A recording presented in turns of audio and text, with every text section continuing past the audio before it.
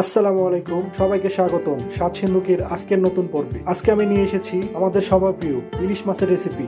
ভাপা ইলিশ হোক বা ঝোল, এই মাসের স্বাদই আলাদা। আমি আজকে আপনাদের দেখাবো একেবারে ঘরোয়া স্টাইলে ইলিশ রান্না, যেটা একবার খেলে আপনি কখনোই ভুলতে পারবেন না। প্রথমে নিয়েছি প্রায় 400 গ্রামের টাটকা ইলিশ মাছ।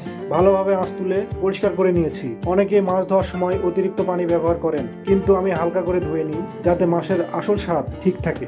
এরপর মাছকে সুন্দর টুকরো টুকরো করে কেটে নিলাম। রান্নার সময় মাছ ভেঙে না যাওয়ার জন্য বড় সাইজের টুকরো করাই ভালো।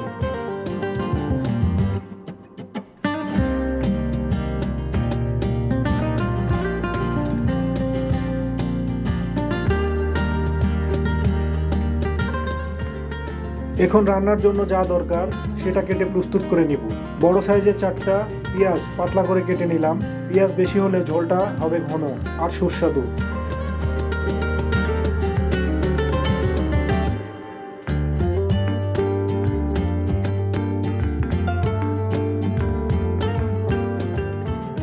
এরপর নিলাম কয়েকটা কাঁচামরিচ, এগুলো ঝোলের মধ্যে আসল ফ্লেভার এনে দেবে। কাঁচামরিচ কেটে রাখার পর সব উপকরণ একসাথে সাজিয়ে রাখলে রান্নার সময় ঝামেলা কম হয়। এবার মশলার পালা। চুলোয় কড়াই বসিয়ে কেটে রাখা পেঁয়াজ দিয়ে দিলাম, সাথে দিলাম 3টা কাঁচামরিচ। এখন একে একে দিলাম লবণ, হলুদ গুঁড়ো আর মরিচ গুঁড়ো। লবণ সবসময় আস্তে আস্তে দেওয়াই ভালো, প্রয়োজনে পরে বাড়ানো যায়। তারপর সামান্য তেল দিয়ে সব উপকরণ ভালোভাবে মাখিয়ে নিলাম।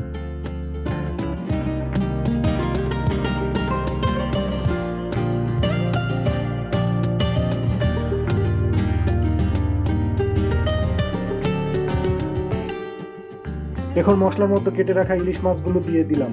মাছ মেশানোর সময় খুব আস্তে আস্তে মেশাতে হয়, না হলে নরম মাছ ভেঙে যাবে। সাথে দিলাম 1 চিমটি কালো জিরা। কালো জিরা শুধু স্বাদই বাড়ায় না, বরং অনেকটা সময় খাবার টাটকা রাখতেও সাহায্য করে। সব মাছ মশলার সাথে আস্তে আস্তে মাখিয়ে প্রস্তুত করলাম রান্নার জন্য।